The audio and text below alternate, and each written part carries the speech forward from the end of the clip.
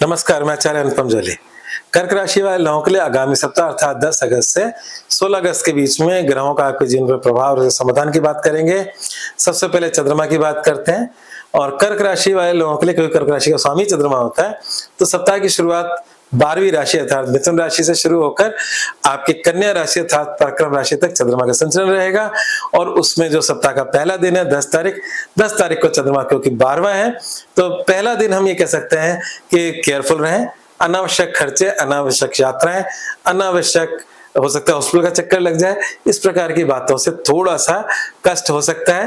परंतु शेष पूरा सप्ताह आपके लिए चंद्रमा आपके हक का है, तो हम ये कह सकते हैं 10 तारीख निकल जाए, मतलब यहाँ पर आता है 10 तारीख रात्रि या हम 11 तारीख की सुबह 4 बजे के आसपास आपका 4:43 मतलब 4:45 बजे चंद्रमा चेंज हो जाएगा।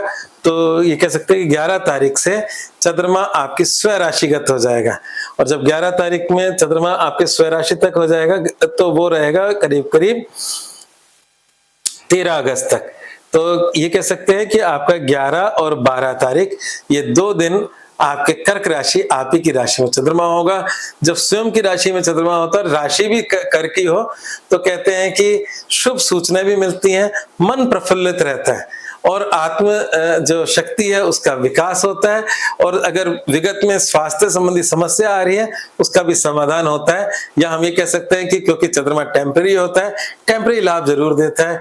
तो ये जो 2 दिन होंगे सप्ताह के 11 और 12 तारीख, क्योंकि 13 तारीख की सुबह 6:07 पे वो सिंह में चले जाएगा। सिंह भी बुरा नहीं है, पर ये 2 दिन विशेष हैं और इन विशेष के अंदर आप अपने आप को करेक्ट कर सकते हैं। मतलब हर व्यक्ति समझता है कि उसकी क्या कमियां हैं और क्या अच्छाइयां हैं।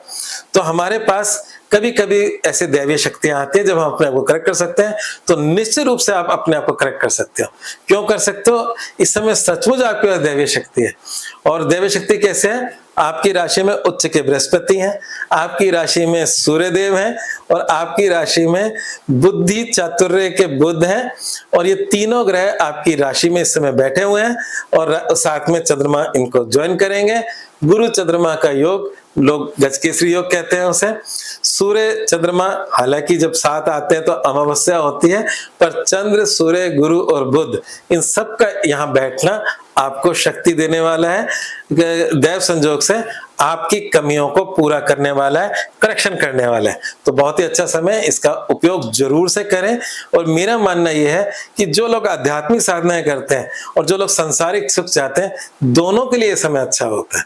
तो जो लोग आध्यात्मिक साधना करते हैं वो इस समय पे अपनी साधना थोड़ी सी बढ़ा दें, जिससे आपको दिव्य अनुभूतियां ज्यादा हो जाए। तो ये समय आपका अच्छा है। उसके बाद आपका दूसरा चंद्रमा जो होगा सिंह राशि का चंद्रमा केतु के साथ होगा।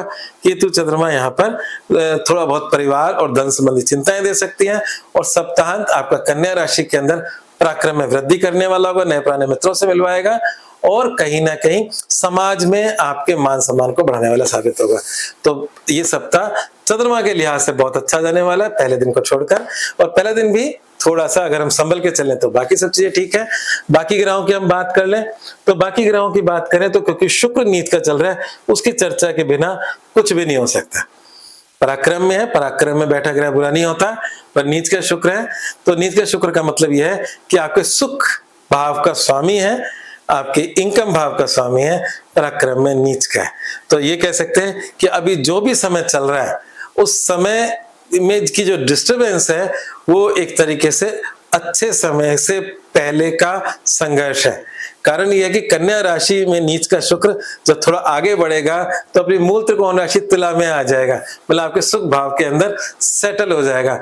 तो जिन कारणों से इस समय सुख डिस्टर्ब हुआ है, वो समझ लें कि वो धीरे धीरे उसका डिस्टरबेंस खत्म हो रहा है और शुक्र आपके समाधान की तरफ जा रहा है। तो मैं ऐसा राशिफल इसलिए बोलता हूं कि अगर आप इस समय परेशान हो तो आपको पता होना चाहिए ये परेशानी ज्यादा समय नहीं टिकेगी, बाद का जो समाधान होगा वो इससे ज्यादा बेहतर होगा। तो भविष्य का अगर हमें पता ज्ञान हो जाए तो हम प्रेजेंट की समस्या से जल्दी निजात पा लेते हैं, कम से कम मानसिक निजात तो पा ही लेते हैं। तो ये थे हमारे शुक्रदेव की कहानी। अब एक कहानी और है, वो है आपका शनि वक्रीय। और मंगल 12वें में बैठे। तो वक्री शनि के बारे में हम ये समझ सकते हैं कि थोड़ा बहुत इस समय कार्मिक बंधन बने हुए हैं इस वक्री शनि की वजह से। इसलिए शनि मंदिर में तेल जरूर चढ़ाएं, किसी दिव्यांग की सेवा करें तो आपके लाभकारी रहेगा। तो शनि का उपाय जरूर करें। अगर आपके आसपास काली गाय हो तो उसकी भी सेवा करें, उससे भी आपको लाभ मिलेगा। ठीक है, तो ये थोड़ा सा शनि का उपाय जरूर करें। और मुख्य रूप से अगर करियर की बात करें तो विदेश संबंधी अगर आपका काज है तो उनके लिए करियर बहुत ही अच्छा है। और अभी जो समय है थोड़ा बहुत करियर इनकम में हल्का सा संघर्ष भरा बना हुआ है, पर आपकी जो खुद का जो आत्मविश्वास है इतना स्ट्रांग है कि वो उस टेम्पररी जो प्रॉब्लम्स हैं उससे बड़े आराम से निपट सकता है, क्योंकि इस समय आप चिंतन मोड में हो, जो आपकी पुरानी खामियां उसको खत्म करके आगे बढ़ रहे हो।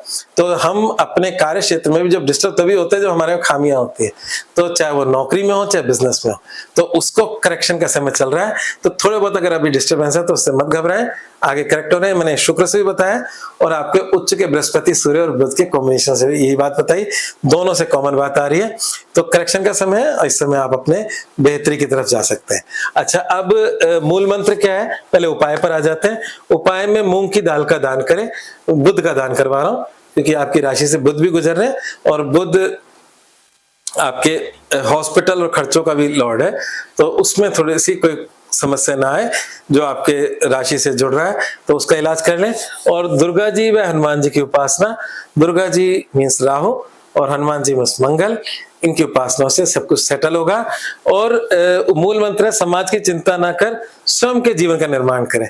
कई बार हम दूसरों का लिए काम करते रहते हैं और खुद का नुकसान कर लेते हैं। ये समय जैसे मैंने शुरू में बोला स्वयं के करेक्शन का है, तो इस समय स्वयं का निर्माण करें। आज बस इतना ही, धन्यवाद।